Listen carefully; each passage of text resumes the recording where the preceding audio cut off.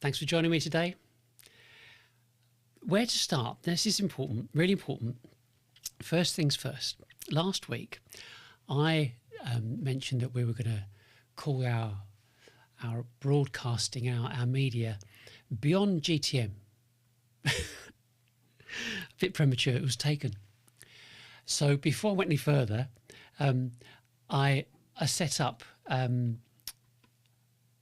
GTM Reset, which I thought was actually better, a bit kind of more apt, and so that's what we're going with. So I've got both the domain names. So we've got the .com and .co.uk. So there we have it. What I want to do, the first thing I want to do, is you could say I want to frame what we're actually doing here at salesXchange.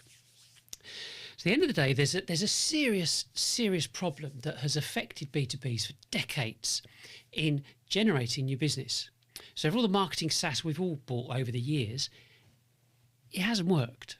We know it hasn't worked. And there's also like an obvious and you could say known disconnect, which is how marketing is presented to CEOs and buyers and how we as CEOs and buyers actually buy.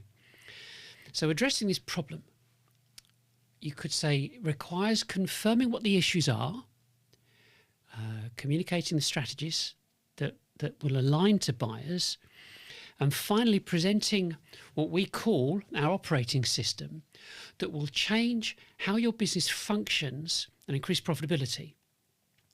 So, I mean, as you can imagine, to transform B2B or the B2B sales and marketing infrastructure and industry is a pretty serious business at the end of the day.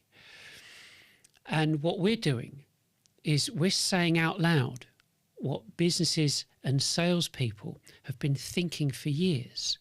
But not only are we saying it, we've done something about it. So if you're interested in flipping your profitability and changing the way that your business functions and operates, you're so in the right place. So I guess let's kind of get started, yeah? So what I want to talk about today is visibility. And we've got a variety of things that we're going to go through. We'll probably put this slide up a bit previously, but we want to talk about visibility. And I'd say that most B2B companies overestimate their own visibility because occasional campaigns do not count as market presence. And a lot of B2Bs output sporadic content, so they kind of get paid spikes in activity and naturally have an outbound limit. And so they've got or are limited to event-dependent visibility. So I hope that makes sense, yeah? So if your entire total addressable market doesn't see you consistently, you are structurally invisible. And if that's the case, I mean, your competitors will own the narrative and possibly they'll own your chosen market too. So the other problem we got, which is it's not particularly nice, but it's another problem when we have to face it kind of head on, which is the attitude of too long didn't read. And by that, excuse me, and by that, I mean, it's like this mentality of, especially in B2B marketing circles, it doesn't really matter anywhere else, but it's so destructive as it assumes that we as CEOs have got the attention span of a goldfish. And whilst we all know about kind of like the 30 to kind of 60-second elevator pitches, so come on, get it done quickly, just get on with it. That's relevant to somebody who is trying to impose a sale but not earn the sale. So, over the past 20 years, it's always been about keeping content short with low effort for not even podcasts or video or live streams, but a gated thin content and low exposure, low effort. low posting, quick engagement, and so on. And the whole you could say like the forced webinar registration, and its reliance on pay-per-click. And the thing is, it's not just reliance on pay-per-click. It's the pay-per-click to landing page, which activates demand gen. So this whole attitude does nothing to align with a business, to align the vendor's business with the buyer. And it's my opinion, it treats the buyers like fools. But that's so there's a dual thing going on here. There's a problem and there's an attitude. So we want to look at and see what are we going to expect. So in today's show, yeah. So what I want to do is I want to make sure. I don't want to sound too twee about this, but I want you to learn something today, and it's really important. And I think it'll be the beginning of a significant change for your business. And the crux of it, meant nicely, is how you're going to trounce your competition. And it all starts with the smallest piece of information. And you could say that we've all been listening to this same narrative for the past 20 years. But that's going to change. So this week, I want to cover what it means to achieve visibility at scale. And I want you to see why this is completely achievable and what it will do to your business. And I think that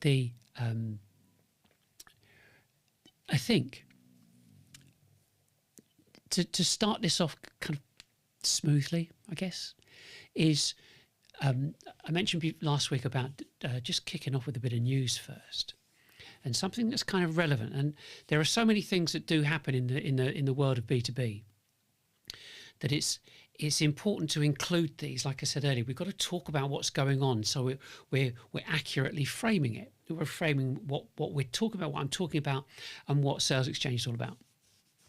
So we look at some news and something that's kind of relevant to business generation. So you've heard of Clay. So I read this week that Clay wants to own the sales and marketing workflows, and it wants to own the end-to-end process, and acting as an AI-powered no-code operating system that sits between its raw data sources and CRM execution. So here's what GPT says. Sort of a bit summarised, but it's what GPT says about Clay. It's a low-code web scraping, lead scoring, reverse IP lookup platform with a high learning curve and potential high costs based upon its credit-based system for enrichment, data enrichment, and AI actions. So Clay's attempting to transform into a system of action that makes traditional or manual sales operations obsolete. So you get that, yeah. I see what they want to do, but Clay, along with a lot of other businesses, are adapting AI to replace the grunt work or the manual work businesses believed they need to undertake, and they believe they have to undertake this when it comes to selling. And I say, long may that continue, because that's the entire problem in a nutshell. So the more businesses like Clay and Instantly and N8N, not so much N8N because of AI, but and AI automation keep going around the same treadmill, the longer the B2B industry will stay in the 1950s. And I said this before. The fact that if any business wants to identify or combine business and personal information in order to instigate an introduction, leaves me cold. I mean, it's seriously intrusive. But the process to de-anonymize website visitors can only be done by knowing the visitor's IP address and matching that data with something else, like consumer e-commerce data, because that carries with it mobile numbers and names and addresses and so on. So if you thought retargeting ads were bad enough, it's a whole nother level. And if it makes you feel uncomfortable, someone contacting you because they know that you bought something for your family or whatever, think of what it does to prospects, to our prospects.